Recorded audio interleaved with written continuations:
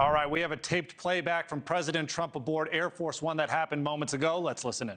Ground troops to secure the enriched uranium at the nuclear sites? To find out about that, we haven't talked about it, but it was a total obliteration. They haven't been able to get to it, and at some point maybe we will. You know, that'd be a great thing. But right now we're just decimating them.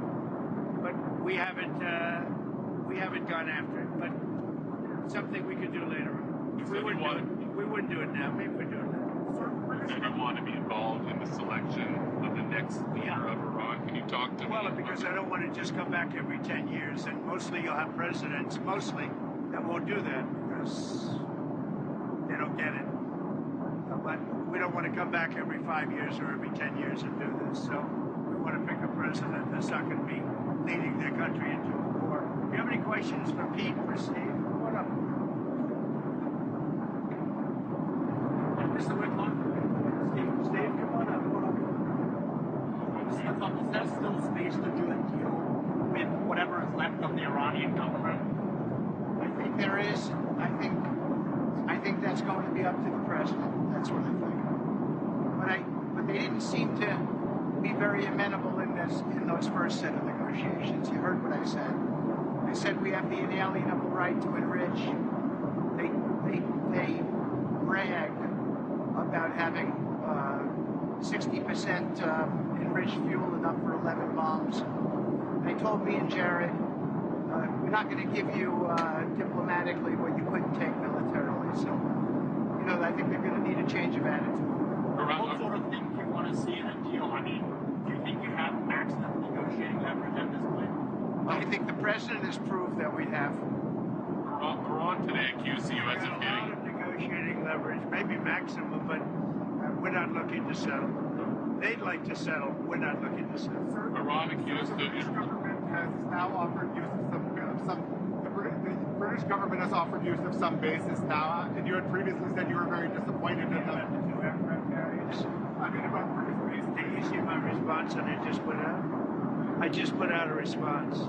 Give me the offer to send 2 aircraft carriers. Maybe, but they're not sure. I just put out a response. I said, we don't need them. It's not the right time. It would have been nice to have had them 2 weeks ago, but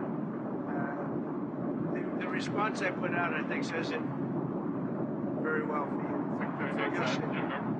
Iran today accused the U.S. of hitting a desalination plant in Iran, and they said that might open the door to other strikes on infrastructure, non-military infrastructure. Also open the door to other strikes against them. Let me tell you about Iran. They are among the most evil people ever on earth. They cut babies' heads off. They chop women in half. What they did, take a look at October 7th. Take a look at what they've done over the last 47 years. So I know nothing about a desalinization plant other than to say, if they're complaining about the desalinization plant, we complain about the fact that they shouldn't be chopping babies' heads off, okay? Mr. Wikoff, have you communicated to the Russians not to send targeting information and other assistance to the Iranians? Strongly said that. And do you believe that they are? I hope they're not. And do you see any evidence? We don't know, but it's not doing very well. If they are, it's not helping much. You take a look at what's happened to Iran in the last week. If they're getting information, it's not helping them. What would it mean to you if they were, I mean, even if it's not helping the Iranians particularly much, it's still involving themselves in a conflict that they're not... I guess they'd say we do it against them, wouldn't they? Wouldn't they say that? We do it against them? I don't know. Look, they can give all the information that they want, but people they're sending it to are overwhelmed. Russia would be overwhelmed too. Anybody would be overwhelmed. We have the greatest military on earth, and I built it in my first term, and unfortunately, I'm forced to use it now.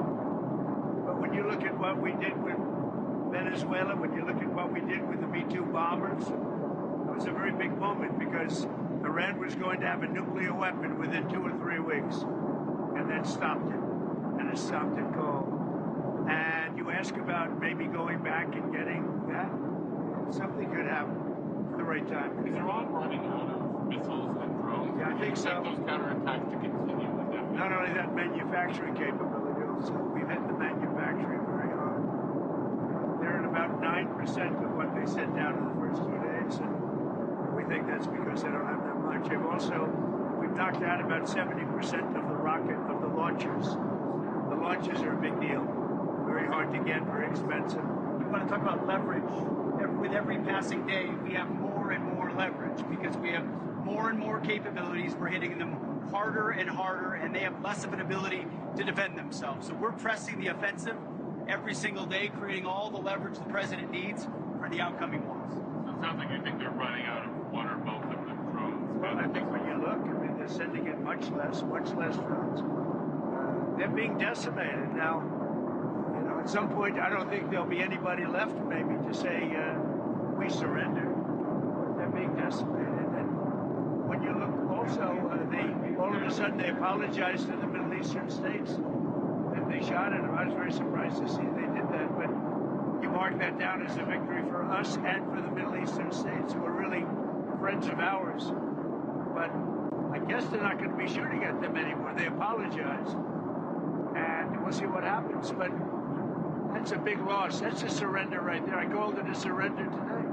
When they apologized and said they're not shooting at them anymore, that's really a surrender to those states and to us. Anything else? Sir, some Iranians are concerned that the Kurds will carve out kind of an autonomous region as they did in Syria and Iraq. We're not looking at the Kurds going in. We're very friendly with the Kurds, as you know, but we don't want to make the war any more complex than it already is. No. You've ruled that out? We don't want, I have ruled it out. I don't want the Kurds going in.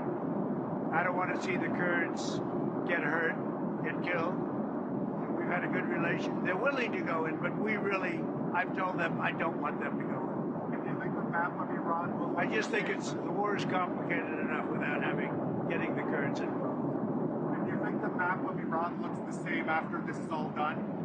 That I can't tell you. Probably not. Do you know if any shipping companies have taken the U.S. up on its offer of insurance to go through the Strait of Hormuz? No, we have it set up. We have a great insurance and reinsurance system, but I don't. Sorry, when you talk about... When this ends, we're going to have a much safer world, you know that. So, this is a minor excursion. But when this ends, we're going to have a much safer world. And we will have gotten rid of a lot of sick and demented people, the leadership. So we got rid of the one leadership, then we got rid of the second level of leadership. Now they're on their third or fourth level of leadership. And they have leaders right now that nobody even knows who they are. Thank you very much, everybody. Thank you. Thank you for watching. Subscribe below and download our NewsNation app right now on your phone, and you will get fact-based, unbiased news for all Americans.